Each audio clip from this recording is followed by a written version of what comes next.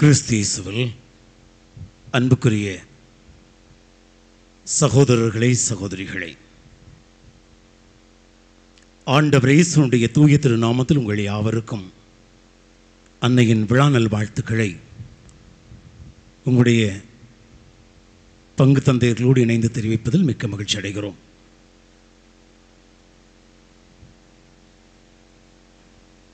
அன்புக்குரியவர்களே, ஒவ்வொரு ஆண்டும் விழா வருவது வழக்கம். அடுத்த வருடமும் இந்த விழா வரும். ஆனால் இந்த வருடம் இந்த விழாவில் இன்றைய சிந்தனை, இந்த சிந்தனையை செவிமடுக்கக்கூடிய ஒவ்வொருவருமே அன்னையினுடைய சீடர்களாக, சீடத்திகளாக நீங்கள் இறை வார்த்தை உரைக்கும் பணியில் இந்த மறையுரை உங்களை இட்டுச் செல்ல வேண்டும் என்று ஆசிக்கிறேன், விரும்புகிறேன். அன்புக்குரியவர்களே, உங்களுடைய பாதுகாவலி, திருச்சபையின் பாதுகாவலி நம்ம எல்லாருக்குமே அன்னை. இந்த அன்னையை பற்றி அநேகமான விமர்சனங்கள் தொடர்ந்து வந்த வண்ணமாக இருக்கிறது. அநேகமானவர்கள் அன்னையை பற்றி பல்வேறு விதமான விமர்சனங்கள். ஒரு விமர்சனத்தை ஒவ்வொரு விமர்சனமாக பார்ப்போம். முதல் விமர்சனம், அன்னை மரியாள் உடலோடும் ஆன்மாவோடும் விண்ணகம் எடுத்து செல்லப்பட்டதற்கான விவிலிய விளக்கம் எங்கிருக்கிறது என்பது நம்முடைய தாய் திருச்சபையிலிருந்து விலகிச் சென்ற ஒரு சில அறிவு ஜீவர்கள் கேட்கக்கூடிய கேள்விகள். அன்புக்குரியவர்களே,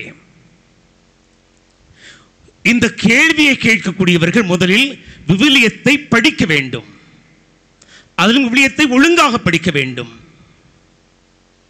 விவிலியத்தை சரியாக படிக்க வேண்டும். குருடர்களைப் போல அல்லது படிக்க தெரியாதவர்களைப் போல அல்லது மண்டையில் சரியான புத்தி இல்லாதவர்களாக விவிலியத்தை வாசிக்கிறவர்கள் அல்ல. விவிலியத்தில் மிக தெளிவாக சொல்லப்பட்டிருக்கிறது. மார்க்கின் செய்தி அதிகாரம் 1 வசனம் 1-4, அதிகாரம் 8 வசனம் 27-30, அதிகாரம் 15 வசனம் 39, மத்தேயு நற்செய்தி அதிகாரம் 1 வசனம் 1-18, லூக்கா எழுதின நற்செய்தி அதிகாரம் 1 வசனம் 1-4, அதிகாரம் 1 வசனம் 5-6, அதிகாரம் 1 வசனம் 26-27, அதிகாரம் 1 வசனம் 39, யோவான் எழுதின செய்தி அதிகாரம் 1 வசனம் 1-17, அதிகாரம் 1 வசனம் 14, அதிகாரம் 3 வசனம் 16, அதிகாரம் 20 வசனம் 31, திருவெளிப்பாடு புத்தகம் அதிகாரம் 22 வசனம் 8-9, அதிகாரம் 22 வசனம் 18-19 எடுத்து வாசியுங்கள்.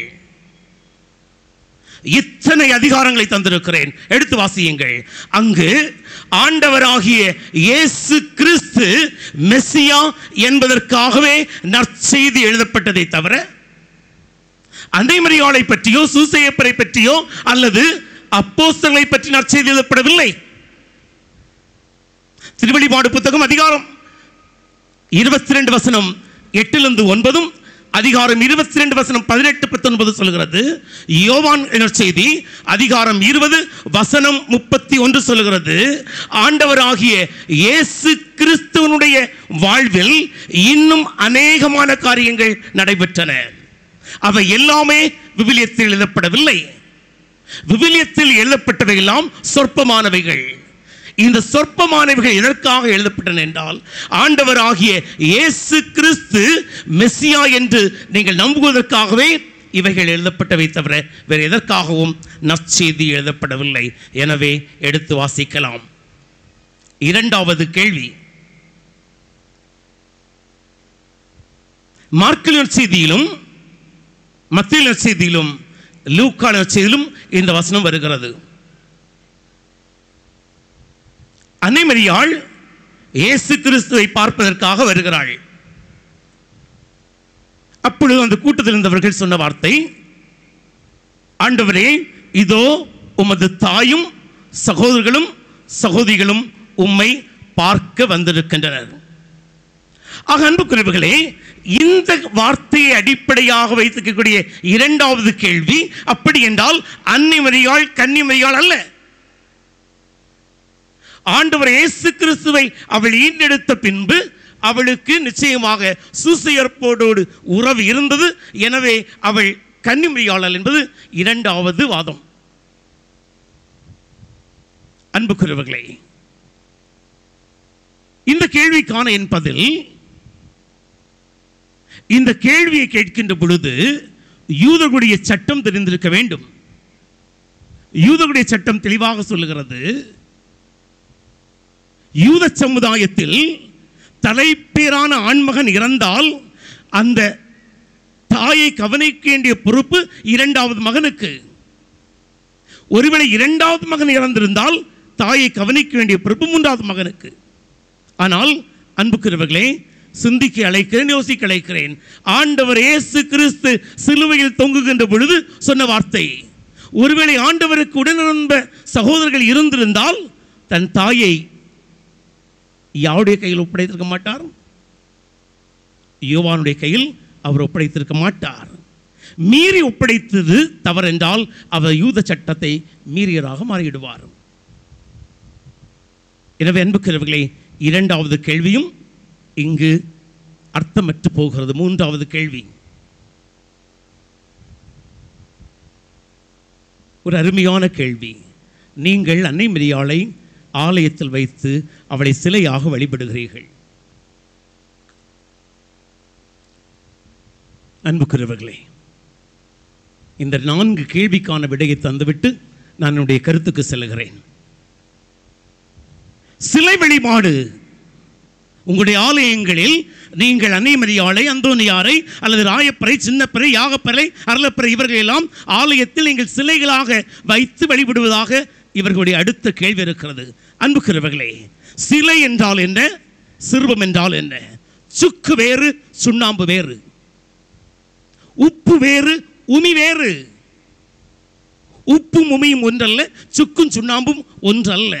புல்லு வேறு, புண்ணாக்கு வேறு. அன்புக்குரியவர்களே, சிலை என்றால் ஆங்கிலத்தில் ஐடல், IDOL, ஐடல். சிலை என்றால் ஐடல், சிறுவம் என்றால் ஸ்டாச்சு. இணைச்சட்ட புத்தகம் அதிகாரம் 5 வசனம் 6-9 மேற்கோள் காட்டி இந்த வசனத்தை அப்படி எடுத்துக்கொண்டு தாய் திருச்சபையில் அன்னை மரியாளை சிலைகளாக வழிபடுவதாக நம்மேல் சுமத்தப்படக்கூடிய அடுத்த குற்றச்சாட்டு. இவர்கள் இதற்காக எடுக்கக்கூடிய விவிலிய ஆதாரம் என்பது இணைச்சட்ட புத்தகம் அதிகாரம் 5 வசனம் 6-9. இந்த வசனம் சொல்லுகிறது, அடிமை வீடாகிய எகிப்திலிருந்து உன்னை மீட்ட தேவனாகிய நான் உனக்கு சொல்லுகிறேன், மேலே விண்ணுலகிலும் சரி, கீழே மண்ணகத்திலும் சரி, அதற்கு கீழ் பாதாளத்திலும் சரி, உன் தேவனாகிய ஆண்டவர் சிலையை அனுமதிக்க மாட்டார். எனவே உன்னுடைய தேவனாகிய ஆண்டவர் சிலைகளை அனுமதிக்க மாட்டார். நீ சிலைகளை வழிபடக்கூடாது. உண்மைதான். கத்தோலிக்க திருச்சபையில் சிலை வழிபாடு இல்லை. கத்தோலிக்க திருச்சபையினுடைய மறைக்கல்வி புத்தகம் The Catechism of the Catholic Church, திருச்சபையினுடைய அதிகாரப்பூர்வமான கத்தோலிக்க ஏடு 2112 அதிகாரத்திலிருந்து 2114 அதிகாரம் 4 அதிகாரம் மிக தெளிவாக சொல்கிறது, கத்தோலிக்க திருச்சபை சிலை வழிபாடுகளை அனுமதிக்கவில்லை. அப்படி என்றால் நம் ஆலயத்தில் இருக்கக்கூடியவைகள் சிறுபங்கள். சிலைகள் வேறு, சிறுபங்கள் வேறு. சிலைகள் என்றால் அன்புக்குரியவர்களே, பல மாதங்கள் பல ஆண்டுகளாக தவமிருந்து மந்திரத்தையும் மாந்திரிகத்தையும் தங்களுடைய ஐம்புலங்களை அடக்கி வல்லமையை தங்களுடைய கரங்களால் ஒரு மனிதனுடைய கையால் உருவாக்கப்பட்ட ஒரு களிமண் அல்லது கல்லாலான ஒரு உருவத்தின் மீது ஒரு மனிதன் ஐம்புலங்களை மடக்கி அந்த சக்தியை, வல்லமையை, ஆற்றலை அதனுக்குள் இறக்கினால் என்றால் அது சிலை. சிறுவம் என்றால் அடையாளம். சிறுவம் என்றால் அடையாளம். சிறுவத்தை அனுமதித்தது கடவுள். அன்புக்கிறவர்களே, சிறுவத்தை ஆலயங்களில் அனுமதித்தது கடவுள். இறைவாக்கு எசேயாவுடைய புத்தகம் அதிகாரம் 56 வசனம் 4 எடுத்து வாசியுங்கள்.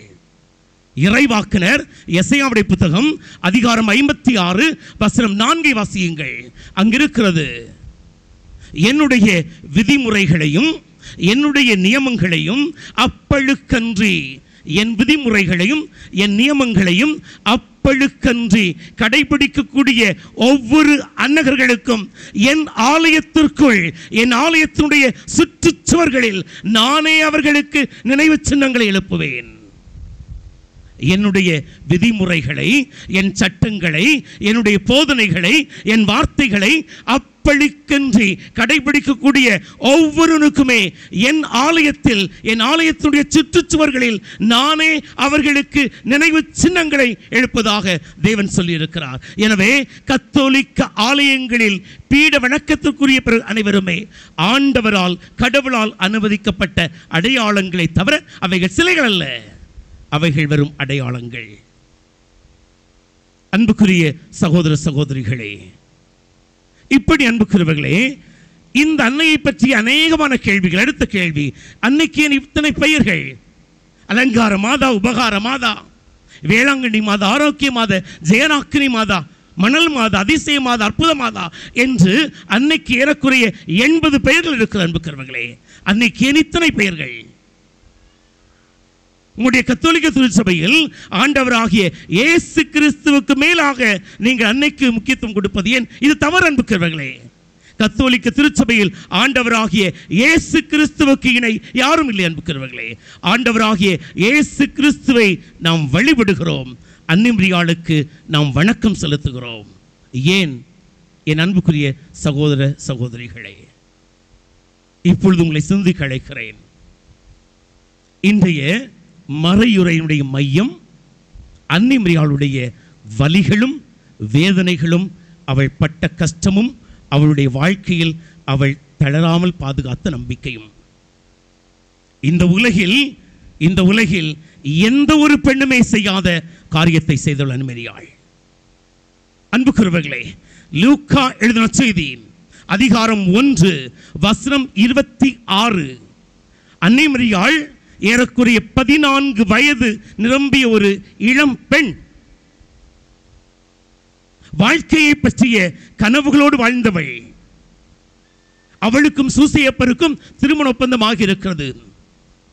திருமண வாழ்க்கையை பற்றிய கனவுகள், எதிர்காலத்தை பற்றிய கனவுகள், தன்னுடைய புதிய குடும்பத்தை பற்றிய கனவுகள், இத்தனை கனவுகளோடு ஒரு 14 வயது மங்கை தன்னுடைய வாழ்க்கையில் அடுத்த கட்டத்திற்காக தன்னை தயாரித்துக் கொண்டிருக்கக்கூடிய அக்காலச்சூழலில் அன்புக்குரியவர்களே, லூக்கா நற்செய்தி அதிகாரம் 1 வசனம் 26 கபிரியேல் தூதர் இந்த அன்னைமரியாளை சந்திக்கிறார். இந்த சந்திப்புடைய பின்புலம் என்ன? எஸ்ஏயா இறைவாக்குடைய புத்தகம் அதிகாரம் 7 வசனம் 14 மீகாவுடைய புத்தகமும் சொல்லுகிறது. கன்னி ஒருத்தி கருவுற்று ஒரு ஆண்மகனை பெற்றெடுப்பாள், அந்த ஆண்மகனுக்கு இம்மானுவேல் என்று பெயரிடுவார்கள். இம்மானுவேல் என்றால் கடவுள் நம்மோடு. இந்த வார்த்தையின் அர்த்தம் அன்னைக்கு தெரியாத அன்புக்குரியவர்களே. ஏனென்றால் அவளுடைய வயது 14.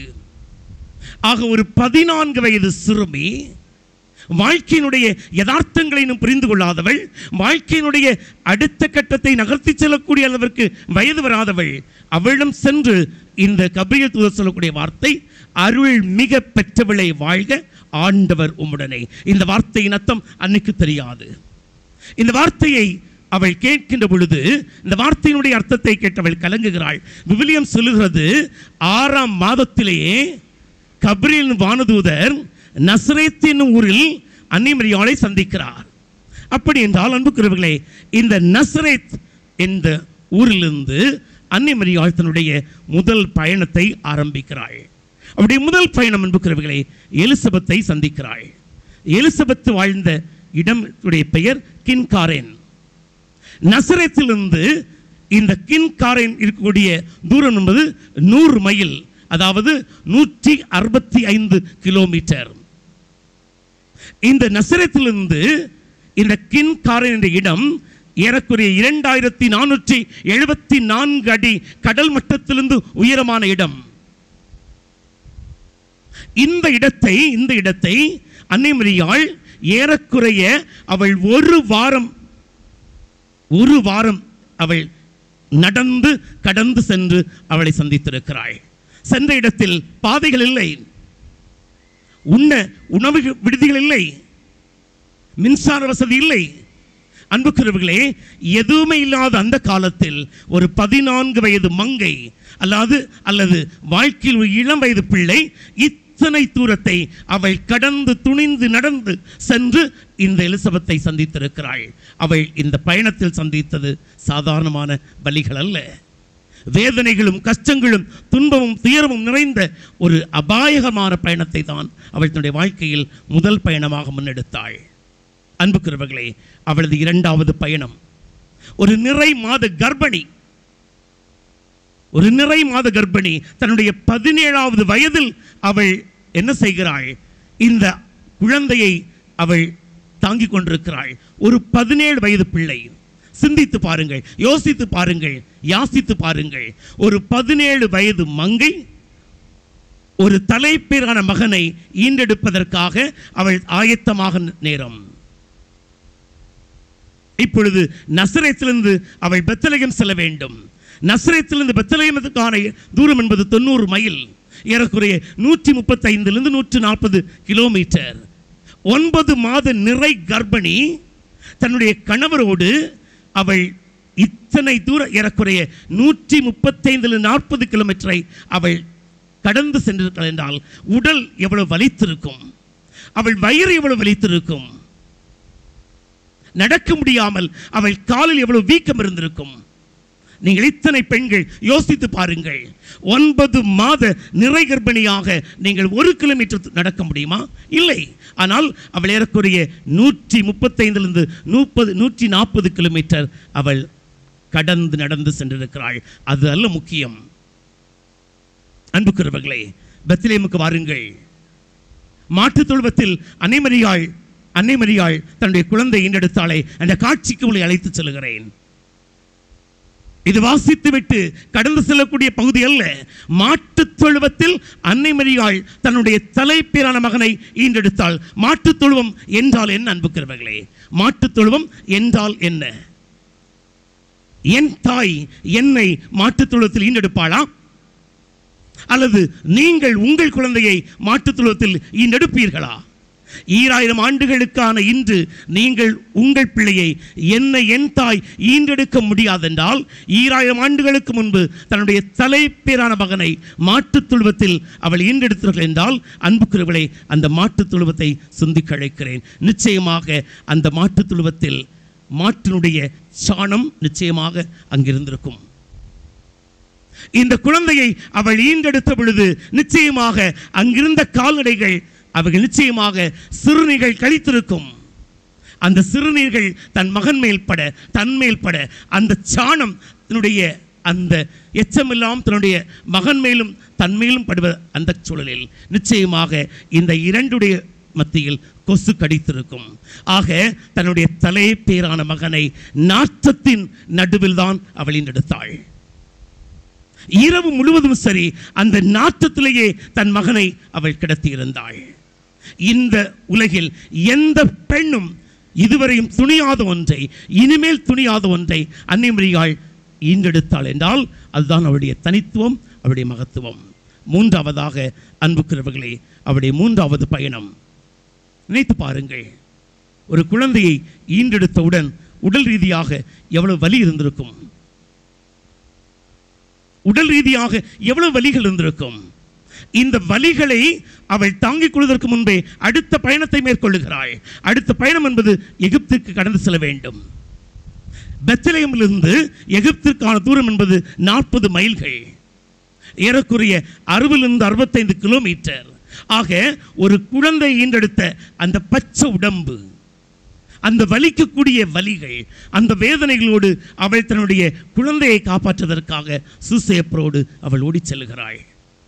இந்த 3 பயணங்களும்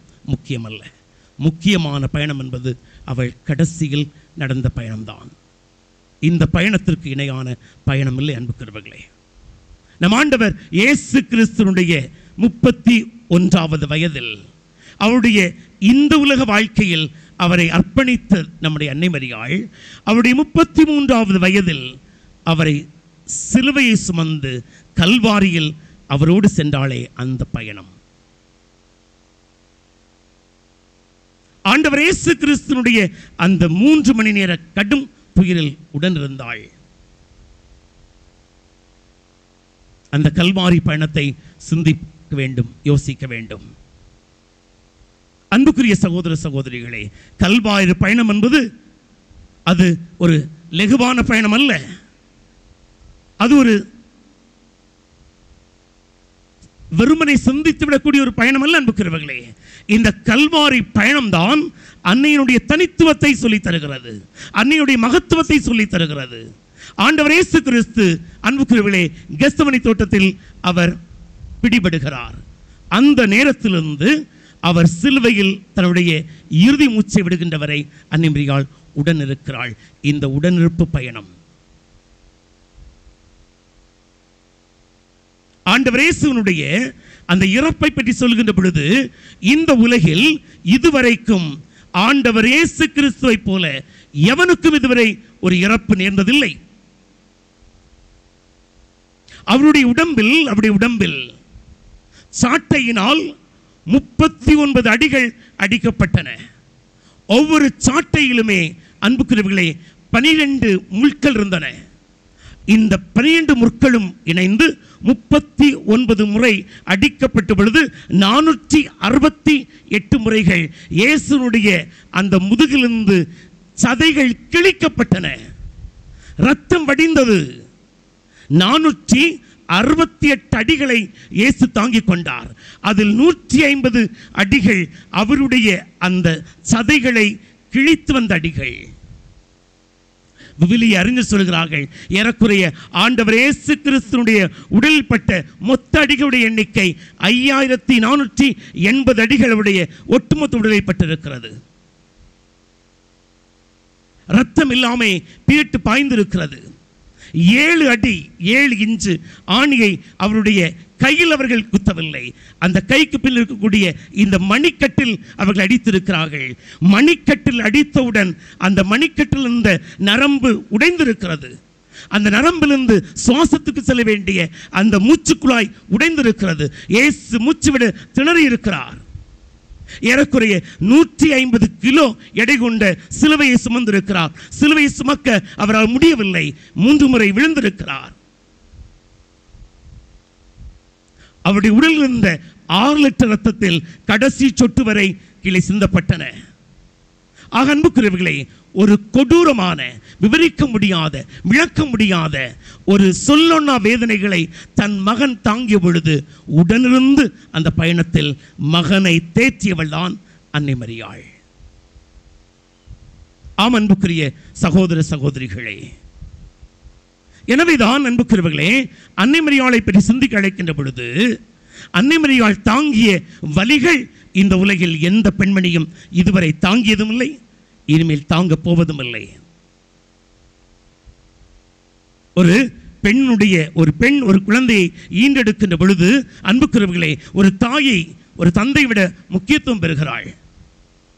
குடும்ப வாழ்க்கையில் கணவனை விட மனைவிக்கு முக்கியத்துவம் உண்டு, அல்லது தந்தையை விட தாய்க்கு முக்கியத்துவம் உண்டு. காரணம் 2 காரணங்கள் இருக்கிறது. சூசையப்பரை விட அன்னை மரியாள் முக்கியத்துவம் பெறுகிறாள் 2 காரணத்திற்காக.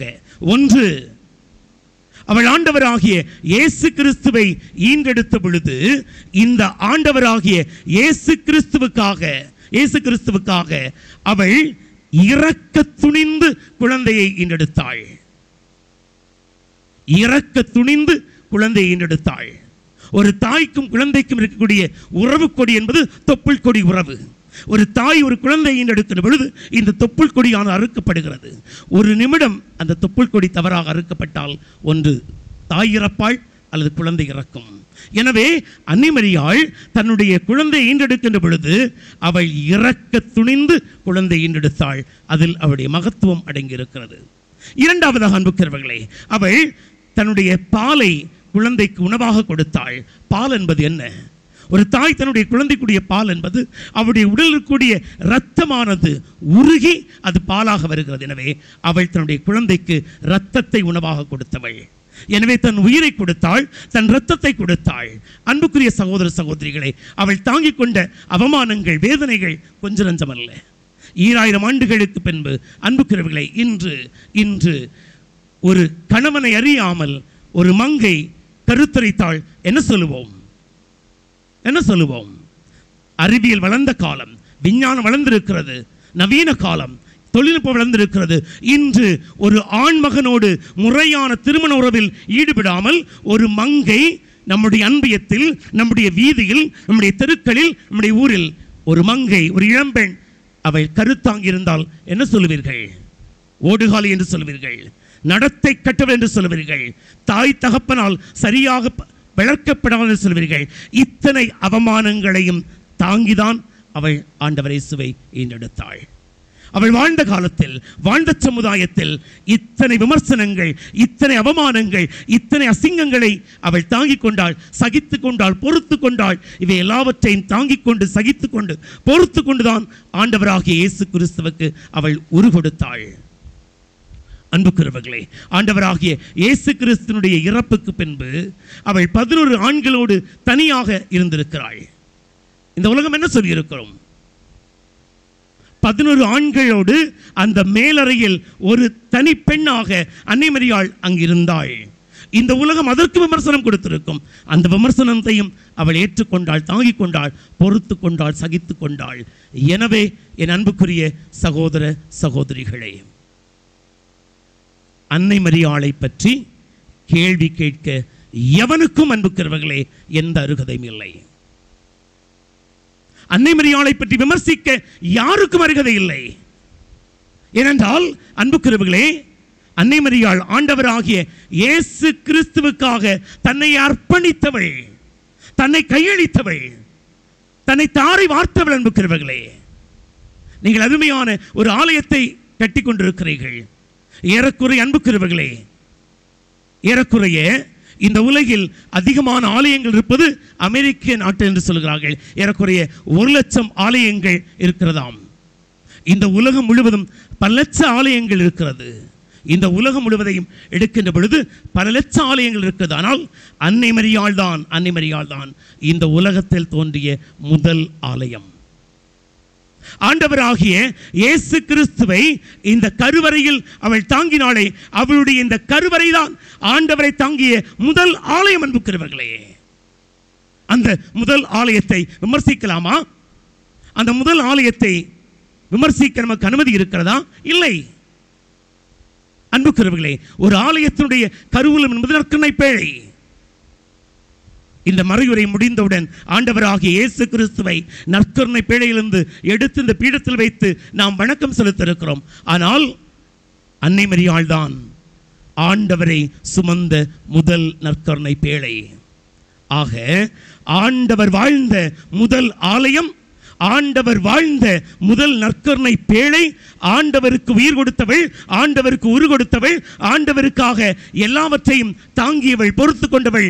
எனவேதான் அன்புக்குரியவர்களே, அன்னை மரியாளை திருச்சபை தன் தாயாக ஏற்றுக்கொண்டிருக்கிறது.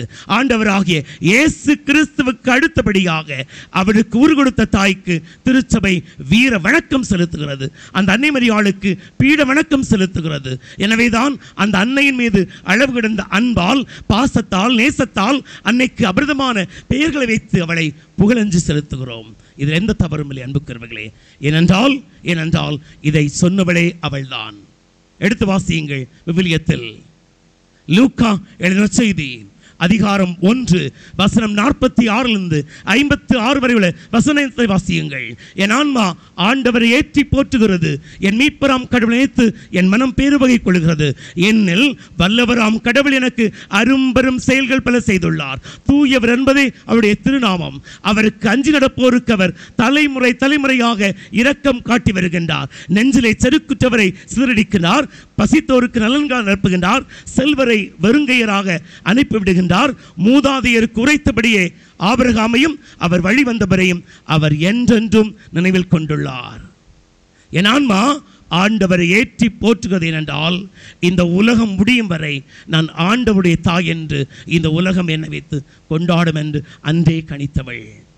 எனவே அன்புக்குரியவர்களே, நம்முடைய ஆலயத்தினுடைய பாதுகாவலியாக அன்னை மரியாளை கொண்டு அந்த அன்னை மரியாளுக்கு விழா கொண்டாடுகின்ற பொழுது என் அன்புக்குரிய சகோதர சகோதரிகளே, இந்த மறையிலிருந்து நாம் இல்லங்களுக்கு செல்கின்ற பொழுது நம் பங்கில், நம் ஊர்களில், நம் தெருக்களில் நம் அன்னை மரியாளை விமர்சிப்பவர்கள் இருப்பார்கள். நம் ஊரிலிருந்து கொண்டே, நம்மோடு வாழ்ந்து கொண்டே, நம் ஆலயத்தில் முற்காலத்தில் வந்து வழிபட்டு கொண்டு இன்று அறிவியல் வளர்ந்ததாக, விஞ்ஞானம் வளர்ந்ததாக, படித்து விட்டதாக, படித்த மேதைகளாக விவிலியத்தில் ஏதாவது ஒரு பகுதியை எங்கிருந்தாவது எடுத்து அதற்கு ஒட்டு போட்டு அதற்கு விளக்கம் கொடுக்கக்கூடிய விளக்க ஞானிகளாக ஆங்காங்கே இருக்கக்கூடியவர்களுக்கு எச்சரிக்கை. அன்புக்கிறவர்களே, எச்சரிக்கை. அன்னை மரியாளை பற்றி விவிலியம் எழுதப்படவில்லை. அன்னை மரியாளை பற்றி விவிலியம் எழுதப்பட்டிருந்தால் நீங்கள் கேட்கக்கூடிய கேள்விகளுக்கு அங்கு பதில் இருக்கும். ஆனால் விவிலியம் மிக தெளிவாக சொல்லுகிறது, ஆண்டவராகிய இயேசு கிறிஸ்து கடவுளின் மகன் என்று நம்ப மறுத்த யூதர்களுக்காக, பரிசேயர்களுக்காக, சதுசேயர்களுக்காக, சட்ட வல்லுநர்களுக்காக, மறைவு வல்லுநர்களுக்காக இந்த 4 நற்செய்தியும் எழுதப்பட்டது. எனவே அன்புக்குரியவர்களே, 4 நற்செய்தியுமே இந்த ஆண்டவராகிய இயேசு கிறிஸ்து கடவுளின் மகன் என்ற அந்த ஒற்றை செய்தியை தாங்கி வருகிறது. மற்ற எல்லாவற்றையும் நாங்கள் எழுதவில்லை. எழுத நாங்கள் துணிந்தால் இந்த உலகத்தில் எந்த புத்தகமும் தாங்காது என்று நற்செய்தியாளர் ஏற்றுக்கொள்ளுகின்றார். எனவே துணிவுடன் செல்வோம். நம்முடைய இல்லங்களுக்கு, நம்முடைய அன்பியங்களுக்கு, நம் தெருக்களுக்கு, ஊர்களுக்கு நாம் செல்லுகின்ற பொழுது நம் அன்னை மரியாளை பற்றி எவராவது ஒரு கேள்வி கேட்க துணிந்தால் அவர்களுக்கு தைரியமாக சொல்லுங்கள். இவ்வாலயத்திலிருந்து இல்லம் செல்லும் பொழுது இவற்றை மனப்படமாக எடுத்து சொல்லுங்கள். சிலை வழிபாடாக அவர்கள் விடுதலை இணைச்சட்ட புத்தகம் அதிகாரம் 5 வசனம் 6-9 மேற்கோள் காட்டினால் நீங்கள் மேற்கோள் காட்டுங்கள். இறைவாக்கு எஸ்ஐயாவுடைய புத்தகம் அதிகாரம் 56 4 வசனத்தை எடுத்து காட்டுங்கள். விண்ணேற்பை பற்றி கேட்டால் எடுத்து வாசியுங்கள். திருவெளிப்பாடு புத்தகம் அதிகாரம் 22 வசனம் 8-9 அதிகாரம் 22 வசனம் 18-19 சொல்லிக் கொடுங்கள். அன்னையினுடைய விண்ணேற்பை பற்றி இன்னும் கேட்டால் யோவான் செய்தி அதிகாரம் 20 வசனம் 31 கொடுங்கள். கத்தோலிக்க திருச்சபையிலுடைய நாம் விவிலியத்தை படித்து அதில் ஆழமாக புரிந்து கொண்டு நம்முடைய அன்னையினுடைய விமர்சனங்களும் கேள்விகளுக்கும் நாம் பதில் சொல்ல துணிந்தால் அன்புக்குரியவர்களே, நம்மை விமர்சிக்கிறவர்கள் இல்லாமல் போய்விடுவார்கள். இன்று தேவை திருச்சபைக்கு பக்தர்கள் கூட்டம் அல்ல. இன்று திருச்சபைக்கு தேவை இந்த ஆலயத்தில், இந்த விழாவில், இந்த மைதானத்தில், இந்த மறையுரை கேட்கக்கூடிய ஒவ்வொரு சகோதரனும் ஒவ்வொரு சகோதரியும் அன்னையை பற்றி எடுத்துச் சொல்லக்கூடிய நற்செய்தியாளனாக, இறைவாக்கு போதிக்கூடிய இறைவாக்குகளாக நீங்கள் மாற உங்களை வாழ்த்துகிறேன். ஈடு இணையற்ற இறைவன் அன்னையை என்று ஆசீர்வதித்த அதே தேவன் உங்களையும் பங்கையும் நம் குடும்பத்தையும் ஆசீர்வதிப்பாராக. ஆமென்.